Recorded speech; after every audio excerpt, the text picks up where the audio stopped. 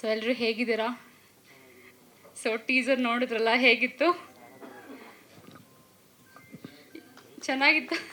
ನೀವೊಬ್ಬರೇ ಹೇಳ್ತಾ ಇದ್ದೀರಾ, ನೀವು ಪ್ರೊಡ್ಯೂಸರೇ ಹೇಳ್ತೀರ, ಆಡಿಯನ್ಸ್ ಚೆನ್ನಾಗಿತ್ತಾ? Thank you so much, thank you. And first of all ನಿಮ್ಮೆಲ್ಲರಿಗೂ ಫಸ್ಟ್ ನಾನು ಥ್ಯಾಂಕ್ಸ್ ಹೇಳಬೇಕು, ಬಿಕಾಸ್ ಇಲ್ಲಿವರೆಗೂ ಬಂದಿದ್ದೀರಾ, ಸಪೋರ್ಟ್ ಮಾಡ್ತಾ ಇದ್ದೀರಾ. So thank you all so much.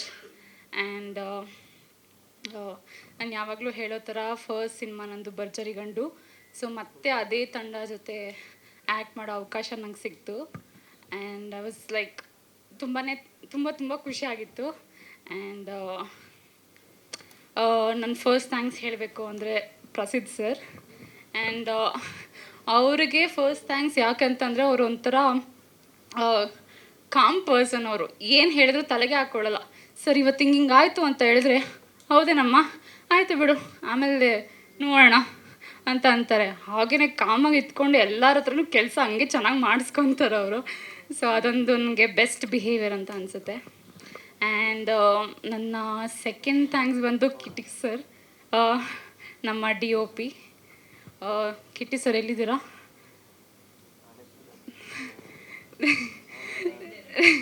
Okay, ನನ್ನ ತುಂಬ ಚೆನ್ನಾಗಿ ತೋರಿಸ್ತದೆ, ತುಂಬ ಕ್ಯೂಟ್ ಆಗಿದೆ ಅಂತ ಅನಿಸ್ತು.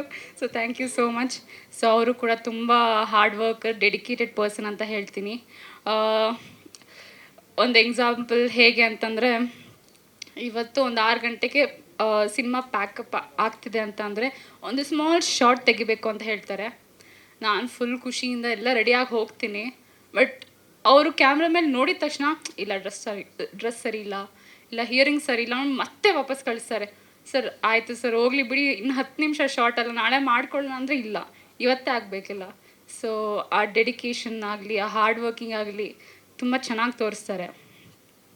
And yes, special thanks to Kiti sir ಹೇಳ್ದಂಗೆ ನಮ್ಮ pillar Sudarshan sir, thank you for this opportunity. And Shila ma'am, thank you all, and the whole team, thank you all so much. And ಬರ್ತೀನಿ ಸರ್. ಆ್ಯಂಡ್ ನಮ್ಮ hero sir ಇನ್ನೂ ಬಂದಿಲ್ಲ, so ಅವ್ರ ಬಗ್ಗೆ ಒಂದು ಮಾತಾಡ್ಬಿಡ್ತೀನಿ. So hero sir ಕೂಡ ಅಷ್ಟೇ ಸಪೋರ್ಟಿವ್ ಆಗಿದ್ದರು, of camera, on camera.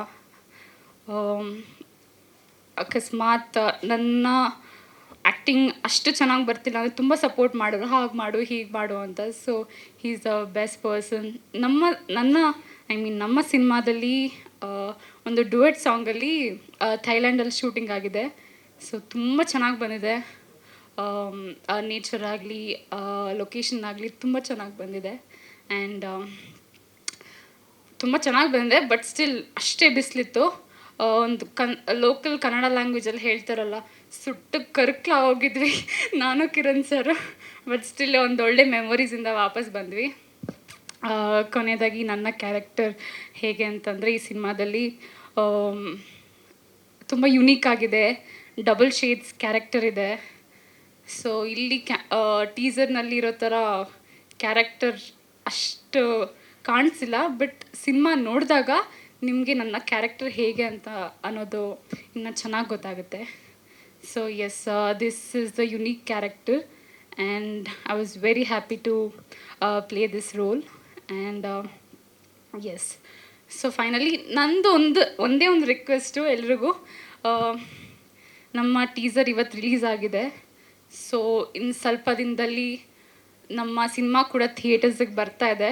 So ಎಲ್ಲರೂ ಸಿನಿಮಾನ ಥಿಯೇಟರ್ಗೆ ಹೋಗಿನೇ ನೋಡಿ ಅಂತ ಕೇಳ್ಕೊತೀನಿ.